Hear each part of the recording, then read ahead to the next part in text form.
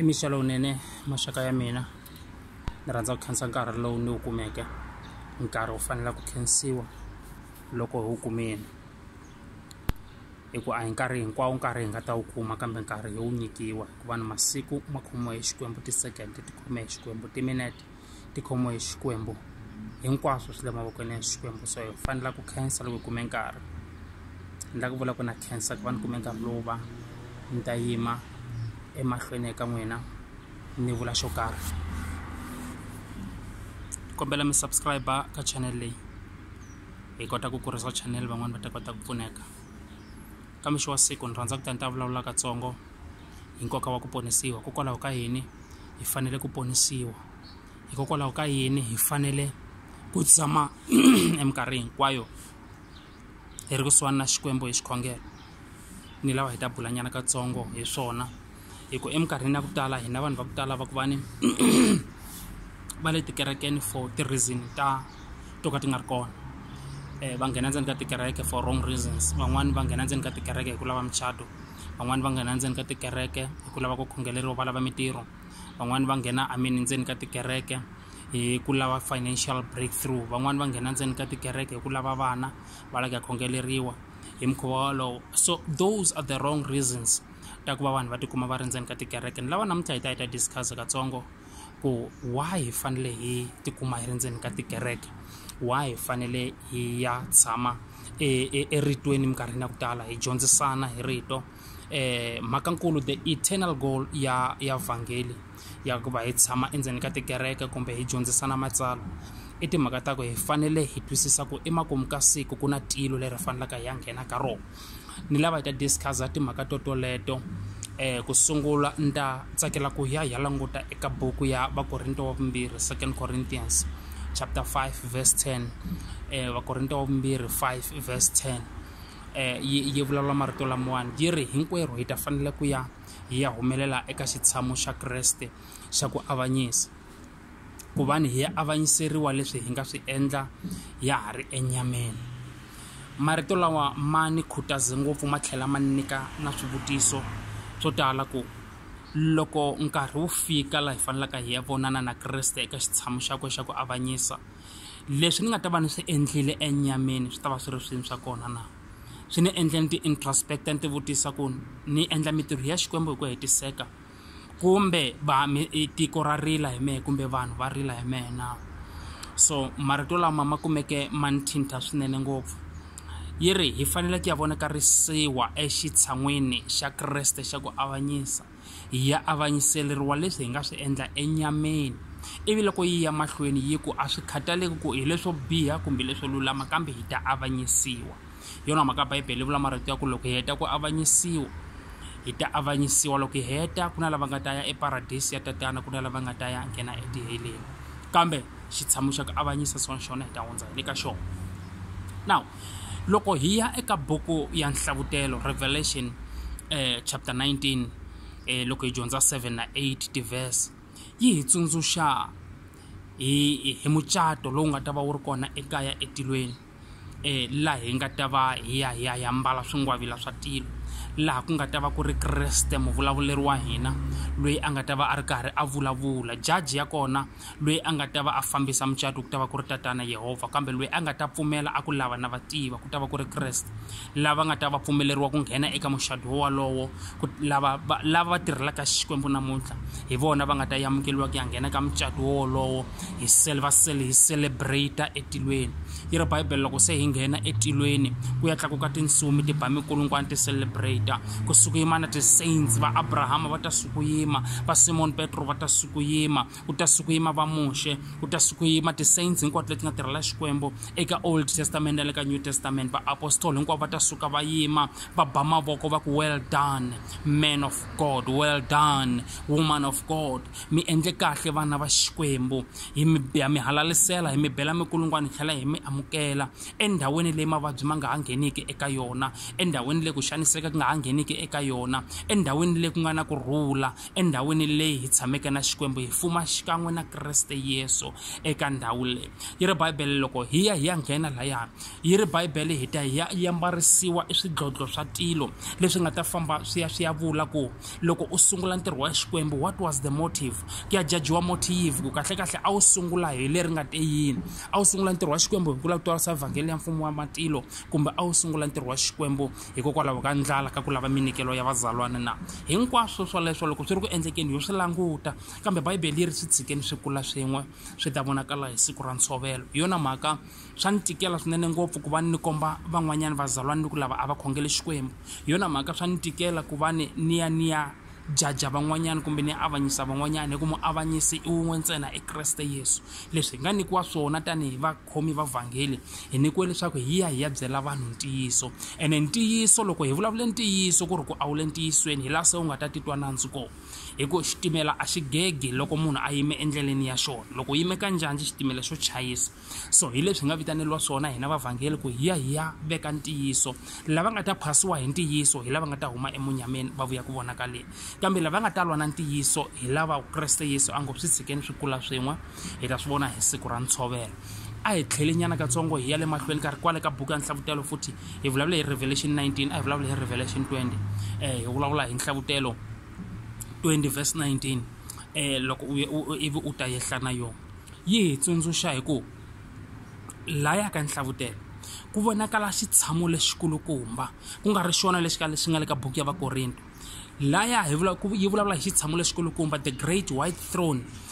xitshamo xolexo vana va xikwembu ku ta va ku nga ha ri lexa Yesu lexa Yesu i xa ku avanyisa hi leswi hi nga swi endla enyameni ivi hi ya mbala swidlodlo ivi hi ya celebrate hi ya amukeliwa eka nkhuvo wa le kaya etilweni leyi nga vulavula hi yona ka Revelation chapter 19 7 and 8 loko se hi vulavula ka Revelation 20 verse 19 la se hi ya vulavula manjheni hi nkhuvo hi judgment ya makumu kumbe ku avanyisa ka makumu yi ri Bible kwalani ku ta va ku ri the great white throne ku ta va ku ri xitshamo lexikulukumba judge ya kona ku ta va ku nga ri Kreste Yesu kambe judge ya kona ku ta va ku ri Yehova hi byakwe loko wa ha sungula u yi hlaya yi ku byela kahle ku loyi a tshame eka xitshamo xolexo a languteka a fana na malangavi loyi a tshame eka xitshamo xolexo tilo na misava loko a swi languta swi lo suka kusuhani na yehe swi nyamalala leswi kombaka swa ku a ri yehe musunguli wa swilo hinkwaswo a ri yehe muendli wa swona hi yona mhaka loko swi tshinelelanga kona swi fanela ku nyamalala yi ri Bible kusukela kokwala ka xitshamo xolexo xa makumu hi la manjheni ku nga ta va ku avanyisiwa emitirho hinkwayo ya vanhu ku avanyisiwa tintshava ku avanyisiwa misinya loko ni ku avanyisiwa misinya hi ta tsundzuka ku Yesu Kreste i ve tshama a rhuka na nkuwa loko a wu kuma wu nga ri na mihandzu a ku kusukela ka sweswi wena nkuwa nda ku rhukana ivi nkuwa lowu omisiwa so kokwalani ku ta va ku avanyisiwa swilo hinkwaswo ku ta va ku avanyisiwa milambu ku ta va ku avanyisiwa tihlampfi ku ta va ku avanyisiwa swilo hinkwaswo yi ri Bible ka xitshamo xolexo xikwembu se xi ta va xi lava ku endla masungulo lamantshwa kambe xi avanyisa hinkwaswo yi ri Bible hinkwaswo leswi nga ta kumeka swi ri na minandzu eka xitshamo xolexo swi ya hoxiwa kheleni ra ndzilo lake of fire hi marito man'wanyana ku avanyisa kokoloko loko u huma kwala ka ku avanyisa kwalani ku ta va se ku dethama yena ku u huma hi ndlela ya xinene ku huma hi ndlela ya ximatsi yona mhaka va ku hlawula ya wena hi ku tindlela timbirhi loko u huma hi ya xinene leswi vulaka swa ku u ya yisiwa eparadise yi ri Bible loko karhi u yi hlaya malwandle ma ta vuyisa lava nga fela ka wona vafi hinkwavo va ta pfuxiwa va ya eku avanyisiweni ka makumu van'wanyana yi ri Bible va ta avanyisiwa va pfukela eku hanyeni loku nga heriki van'wani va ta avanyisiwa va ya hoxiwa tiheleni va ya tshwa hela ku nga heriki laha ni vulavula Bible straight forward a yi jikajika a hi mina ku vula Bible so hi marito man'wanyana ka buku ya vakorinto yi ri hi ya avanyisiwa ka ku sungula hi Kreste a nga yena ndlela ya hina loyi a nga yena hi nga ta avanyisiwa hi ta yena hi ku hi famba emikondzweni ya yena loko se hi avanyisiwe hi ta yena hi kuma leswaku a hi pfumeleriwi kumbe a hi pasanga i test kumbe tindlela takwe hi la se swi nga ta famba manje hi ya kwini hi ya ka lava nga ta nghena ka nkhuvo wa ku vani va celebrate emitirho leyinene va nga yi tirha emisaveni loko xi ku tsandzini exitulu xa le ka judgment seat ya Kreste leswi vulaka swa ku na le ka nkhuvo a wu nga ta rhambiwa u ta va u nga ri kona ka nkhuvo wa le ka Revelation 19 loko hi ya emahlweni hi ya ka Revelation 20 hi ya kuma leswaku ka final judgment swi ta va swi tika ngopfu vana va le kaya nkoka wa ku vanhu hi fanele hi ponisiwa namuntlha a hi ponisiwi hikokwalaho ka ku lava mitirho a hi ponisiwi hikokwalaho ka ku lava mali a hi ponisiwi hikokwalaho ka ku lava ka hanyiseriwa vatswari va hina kumbe vana va hina, a hi poniseliwi hi ku lava swo karhi, kambe hi ponisiwa hikokwalaho ka ku tirhela mfumo wa tilo. That is a fact. Se hi nga ya ke hi ku ya hi ti-gift leti nga nyikiwa tona, ti-office leti nga operataka ka toho, na authority le Xikwembu xi nga hi nyika yona ku tinyimpfu ta xona loko ti fika, loko se hi dzunisile Xikwembu ivi xi alawa healing, hi tlhandle ka mavoko vanhu va hanya, Xikwembu xi pfumelela ku hi ti-breakthrough ta vanhu swa ku mimoya hinkwayo leyi a yi bohini, ku nga va ku ri madimoni, ku nga va ku ri magandzelo, ku nga va ku ri swo karhi kumbe valoyi kumbe mimoya ya vanhu va nga vulavula hi mavito ya wena, va teka va boha va pfalela, van'wana va hoxa malwandle, swikhulukana malwandle va ka nge pfuka humelelini. Loko se u ri koho Xikwembu siku rere xi vulavulini ku swi fane u tshunxiwa wena. Loko hi ri karhi hi dzunisa ivi revelation ya Xikwembu kumbe prophecy ya Xikwembu yi kicka in, ivi ku va ku ri siku ra wena ra grace, hikuva u ri in the midst of worship, matimba ya Xikwembu ma chika, ivi hi ku vitana u tshinela Xikwembu a vulavulini, ivi hi vulavula hi ku emavitweni manharhu, God the Father, God the Son, God the Holy Spirit. Namuntlha hi tshunxa munhu loyi eka ti-bondage hinkwato leti ti nga n'wi boha hi vito ra matimba ra Yesu Kreste wa Nazareta. Hi ya hi nghena hi nkani, hi dlame, hi ya tshunxa. A swi na mhaka ku u bohiwe malwandle, kambe the word, rito leri nga ta ri vulavula ri ta na ti-declaration ra tshunxa, hi ku xin'wana na xin'wana lexi xi vonaka enyameni xi tiyisiwa hi swa ximoya. Leswi nga bohiwa hi mimirhi yi yingisa rito, the principle of the word, ku va ni ku endleka swilo. So mhaka nkulu yo va hi ponisiwini hi famba etindleleni ta Kreste a hi ku lava ku khongeleriwa hi kuma mitirho, a hi ku ya swi endla hikokwalaho ka ku va ni hi lwa na mimoya. Ku buku ya va Ephesians chapter 6 yi vulavula swona, yi ri a hi lwi na nyama na ngati, kambe hi lwa na mimoya na vafumi lava nga le henhla empfhukeni, na ti-principalities and the rulers lava nga le mpfhukeni, lava lwisanaka na mitirho ya Xikwembu. So lava va taka hi ta va khongelela kumbe hi va tshunxa eka leswi nga va boha, hi va se hi operate kusuka ka ti-office leti Xikwembu xi nga hi nyika toho, ku n'wina as leaders you shall pray for them, mi ta va veka xandla. Buku ya va Hebrew chapter 6 yi vula swona, mi ta va veka swandla, mi tlhela mi va dyondzisa ku swandla swi vekiwa hi loko swi endle njhani. Mi tlhela mi va dyondzisa hi ta ku pfumela, mi va dyondzisa hi ta ku ponisiwa. So endzeni ka tikereke, in short essence, hi ya dyondzisana timhaka ta spirituality, hi ya dyondzisana ku hi tshama njhani ehosini, hi ya pfunana ku Xikwembu xi lava yini ka lava kholwaka, hi ya pfunana ku i yini ku hanya vutomi bya holiness, i yini ku hanya vutomi lebyi tsakisaka Xikwembu. Ku va ni Xikwembu loko u ta ka xona ivi xi vona nkwetsimo wa wena xi ku yamukela hi mandla mambirhi, loko sungula ku khongela ku pfuleka minyangwa ku endleka swilo, hi leswi hi ya dyondzisana swona.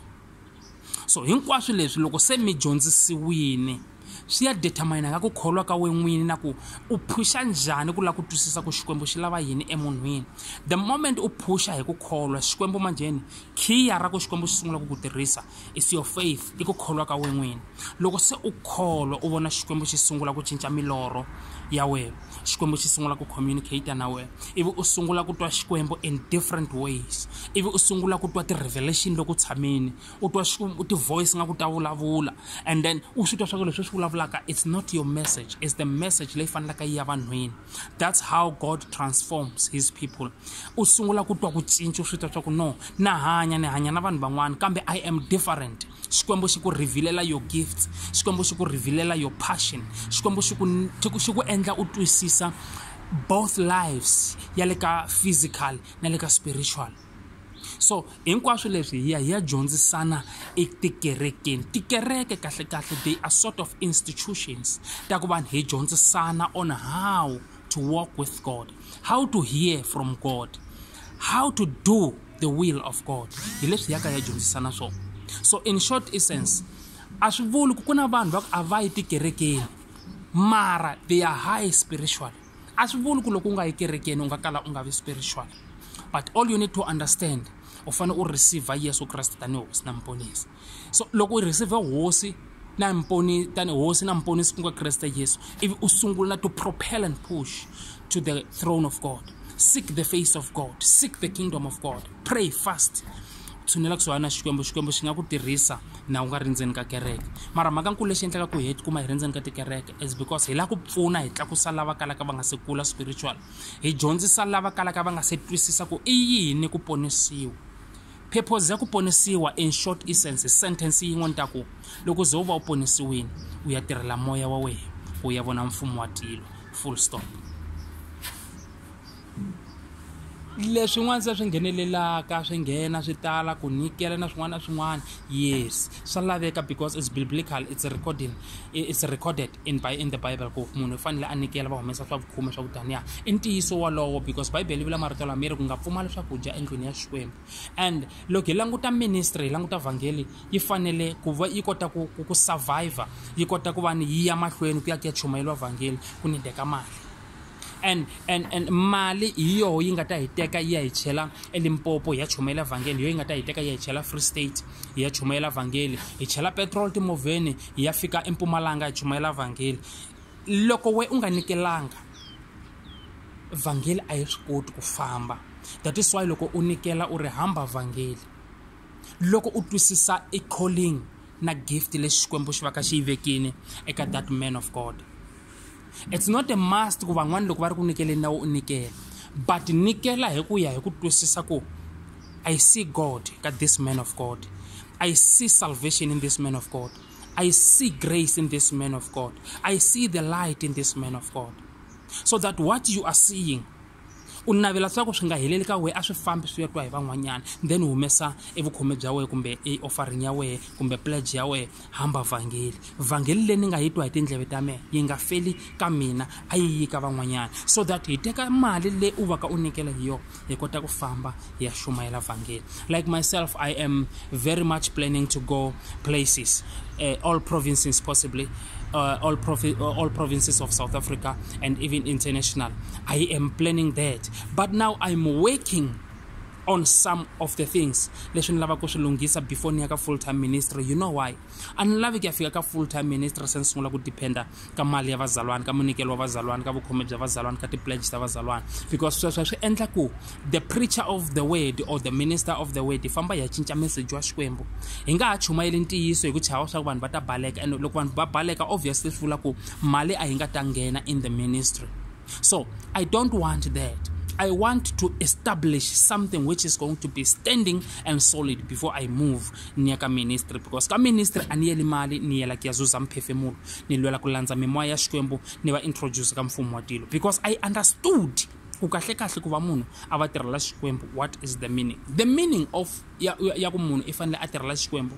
mikarhi hinkwayo i ku landza miphefemulo, i ku ya dyondzisa vanhu hi ta Kreste Yesu, u va dyondzisa hi ta mfumo wa tilo, so va understanda fully ku ekerekeni a va yelanga leswiya hinkwaswo, va yele ku ya tirhela miphefemulo va ta va na mfumo wa tilo. Na loko va swi vona ku actiwa ndzeni ka tikereke ku endliwa ti-politics ta le ndzeni ka kereke, mara munhu a tshame henhla ka principle yin'we ku la a ni telanga mfundhisi ni tele mfumo wa tilo, la a ni telanga vazalwana ni tele mfumo wa tilo, la a ni telanga lava ni hlevaka ni tele mfumo wa tilo, hambi ko ba lexi dumaka la na tshama la ene ni khongela Xikwembu hi ku tshembeka, ni khongela Xikwembu hi ku tinyiketela, hi ku hinteka vusiku na nhlekani. Munhu hi lava vanhu va ku tani va ku va ta twisisa vhangeli to that level, because va ku tala va yi twisisa vhangeli mara purpose, the eternal goal ya ku vanhu hi va ri ndzeni ka tikereke a va se yi twisisa. Here is the goal. Loko u yamukela Yesu tanihi hosi na mponisi, goal ya le makumu eku heteleleni ka swilo hinkwaswo i ku ya vona tilo, ku ya nghena ka tilo, u ya hlangana na Kreste Yesu muponisiwa wena, u ya tshama xikan'we fuma xikan'we na yena. Loko hlaya buku ya Revelation u ta swi kuma leswaku ku na Yerusalema lentshwa leyi nga ta vonakala yi ta emapapeni yi xika yi ri Bibele, hi ta va hi karhi se hi fuma na yena. Eka vutomi lebya namuntlha hi tirhela ku ya ka nghena etilweni, ivi Xikwembu loko xi vuyisa Yerusalema lentshwa yi ri hina hi ta fuma xikan'we na yena. Hi yona mhaka loko u yi hlaya eka buku ya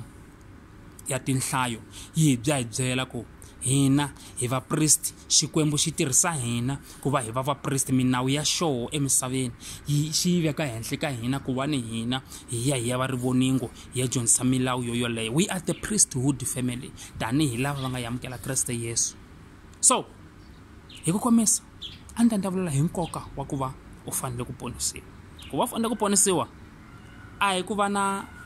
kuma ntirho wa kahle.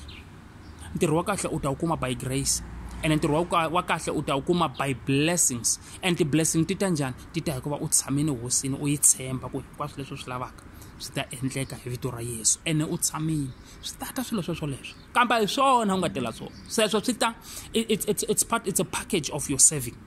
ku u serve ku fikela kwini in the house of God truthfully and ku tshembeka. That is the reward of your serving.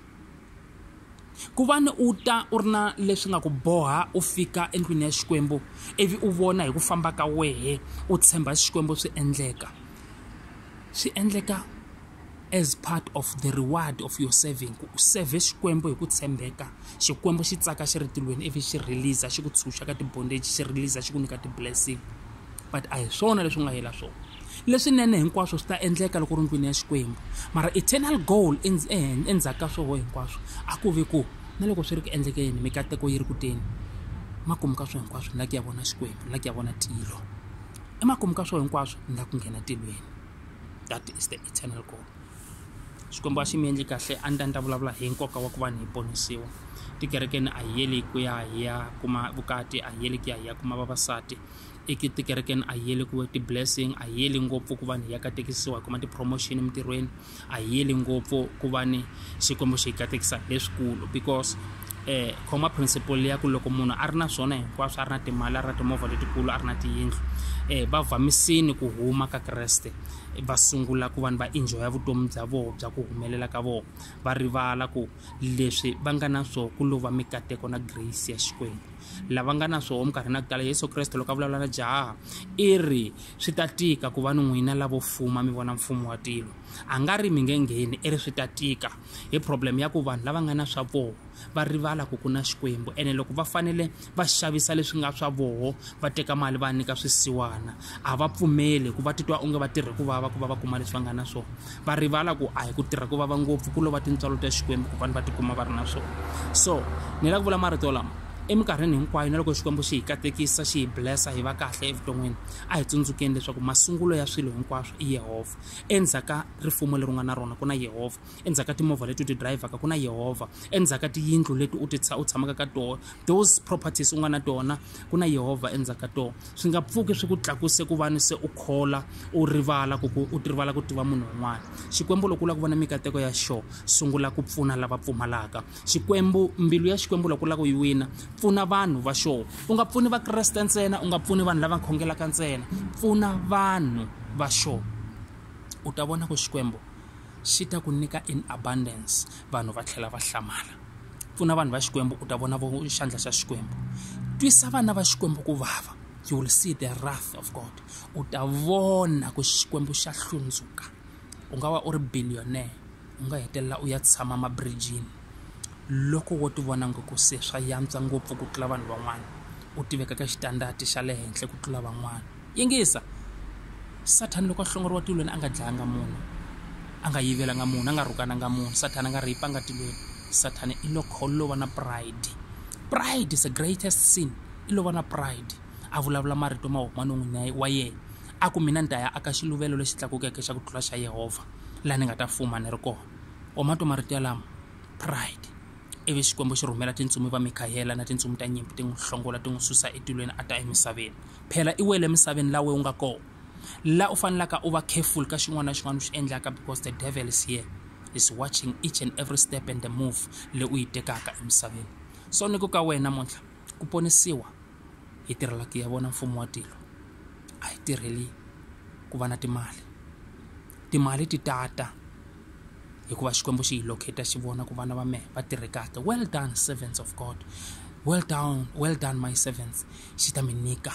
leswi mi swi pfumalaka, leswi mi swi mbilu, Bible yi ri leswi mi swi navelaka hi timbilu ta n'wina. Kombelani Xikwembu xi ta mi nyika swona. A swi vuli ku hi hele swona, kambe ya swi nida ku va ni kota ku hanya. Kombelani Xikwembu xi ta hi nyika, kambe a hi veni hi yime kahle eka platform ya ku ya nghena tilo. Xikwembu a xi hi endli kahle na mixo wa siku, onge hosi nga mi hlayisa ku ya mahlweni. Subscribe-ani loko swi tshika swi mi nyika ku va ni hi chata, hi bula ku yantswa. For more information na kumeka 07125 99003 or 712599003 and ya Xikwembu a xi mi endli kahle na le ka Facebook na kumeka loko mo nghena ka Facebook mi ku France Thole mi ta ni kuma tin'wanyana ti-video ni kha ni ti hoxela ko kwahala no va ri karhi va pfuneka van'wanyana va makwerhu Xikwembu a xi mi endli kahle na le ka mixo wa siku. May the Almighty God bless you in abundance eka hinkwaswo leswi mi swi navelaka. Tivani leswaku ku na hosi ekaya etilweni, ku na Jehovha etilweni loyi a nga mi endlelaka hi tintswalo hi masiku hinkwawo. Amen.